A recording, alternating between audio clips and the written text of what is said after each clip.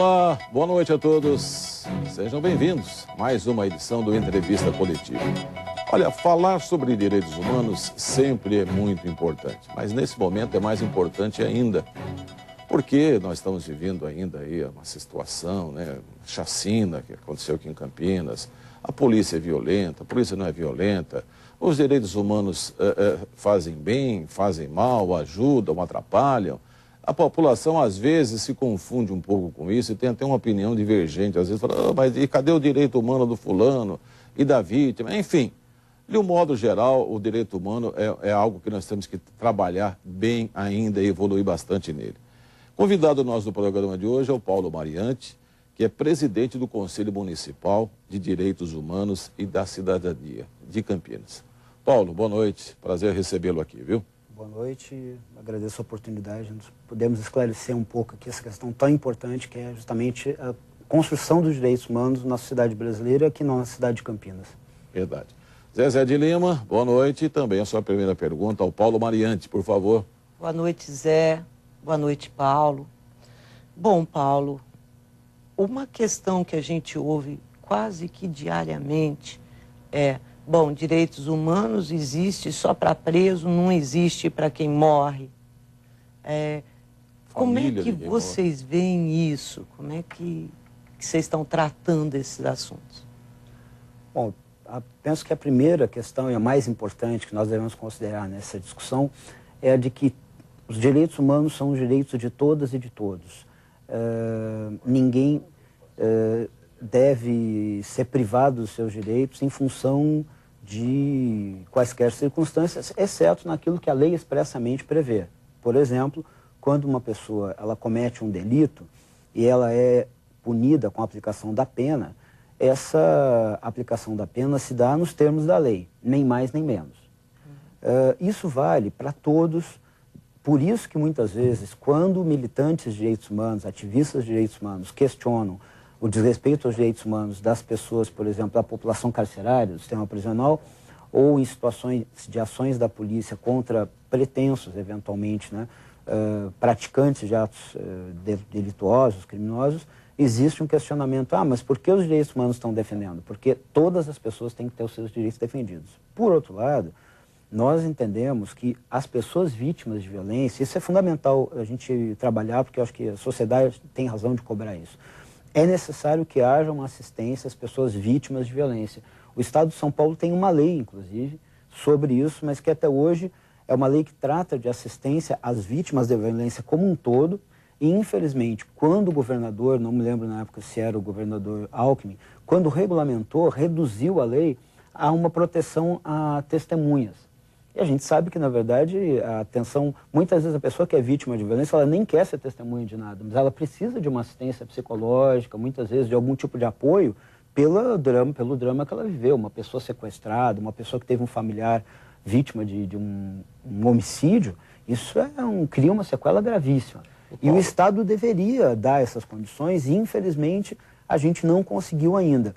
Nós temos muitas entidades de direitos humanos, quando nós falamos de direitos humanos, que colaboram e trabalham para pessoas que foram vítimas de violência, violência contra a mulher, violência racial, violência contra homossexuais, várias esferas de violência e de desrespeito aos direitos humanos, inclusive as pessoas da população carcerária, que não deixam de ser pessoas por estarem dentro dos presídios. Isso é uma questão, para nós, fundamental.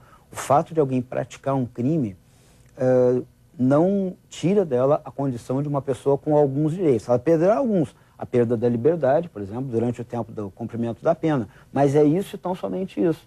A pena não é estar preso e sofrer algum tipo de violência a mais. E hoje, infelizmente, o nosso sistema carcerário tem dificuldades, até por questões aí históricas, não é uma questão aqui de um governo ou de outro. Aliás, em direitos humanos, falando em direitos humanos, essa é uma matéria que não pode ser instrumento de luta político-partidária. É política no sentido de discutir com o governo e, portanto, com o poder, mas não político-partidária. Até porque não há governo, pelo menos na nossa história, que tenha dado conta de todas as tarefas em relação aos direitos humanos. Isso a gente tem que falar, porque senão... Olha, todos nós queremos ter os nossos direitos preservados. Para a gente é um privilégio, uma segurança, uma tranquilidade termos os nossos direitos humanos preservados. Agora, por que a população tem esta visão de que qualquer entidade que defenda direitos humanos defende só interesses humanos, de bandidos, de presidiários? Por que os nossos direitos visivelmente não são vistos assim, são percebidos pela sociedade quando vocês defendem, se é que há uma defesa do mesmo nível? Bom, eu tenho a impressão que uma das nossas dificuldades na questão de direitos humanos envolve a própria comunicação e divulgação das ações de direitos humanos, né? Nós temos um grande número de pessoas hoje que se dedicam a defender os direitos de crianças e adolescentes, né, a garantir o cumprimento da legislação, do Estatuto da Criança e Adolescente. É importante dizer, por exemplo, nós temos um Conselho Tutelar, que é um espaço fundamental de garantia das políticas, mas o Conselho Tutelar sozinho não dá conta e não resolve questões como, por exemplo, a rede de proteção, a rede de abrigamento. Assim como em outras esferas, nós temos entidades que trabalham no apoio à mulher vítima de violência. E aí a gente não está falando, quando a gente fala de criança, de adolescente, nós não estamos falando só do infrator. Absolutamente. A gente está falando daquele que é vítima de violência dentro de casa, dos vizinhos, abusado sexualmente, fisicamente, quer dizer, uma série de distorções aí na... E que eu não tenho dúvida hoje, isso pode ser inclusive verificado junto ao próprio Conselho Tutelar e junto às entidades que atuam na defesa dos direitos da criança e do adolescente. A maior demanda não é do infrator, no sentido de quem está correndo atrás, a dedicação ao trabalho, é justamente essas que são vítimas dessas violências, que não é fácil, não é... A criança e adolescente, assim como o caso da violência contra a mulher, dá para se traçar um certo paralelo, aquilo que acontece no espaço da casa, do lar, é muito difícil de interferir, é difícil construir uma política pública que responda, ainda é um grande desafio, embora eu acredito que nós temos alguns avanços. Não resolvemos tudo, com certeza. Às vezes nós ouvimos assim, mas cresceu o número de denúncias, então cresceu a violência contra a mulher. Se cresceu ou não a violência, eu acredito que é sempre uma pergunta, uma indagação, uma hipótese. Agora, o que nós temos verificado é que mais e mais mulheres, pessoas da sociedade em geral, se propõem a denunciar e não se calar perante as violências. Eu acredito, quando as pessoas, inclusive, fazem manifestações de protesto contra uma pessoa que foi assassinada, contra o assassinato de uma pessoa numa situação de um assalto, isso é extremamente salutar. O mais importante é a sociedade não se calar. Jamais se calar. É inaceitável que pessoas sejam vítimas de homicídio em decorrência de um assalto. Não podemos conviver com isso. O número de pessoas mortas no Brasil é ainda muito alto, né?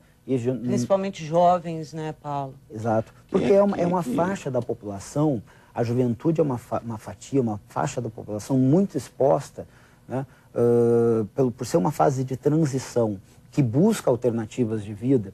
No momento em que, às vezes, as alternativas colocadas não são as melhores, nós vemos o que acaba acontecendo. Isso é um dilema. Tráfico, exato. Então, não é fácil isso. Mas eu só queria complementar dizendo isso. Nós não temos problema de ser questionados em relação à nossa atuação. Não somos donos da verdade. Mas nós sempre reafirmamos a todas as pessoas, todos os seres humanos têm os seus direitos.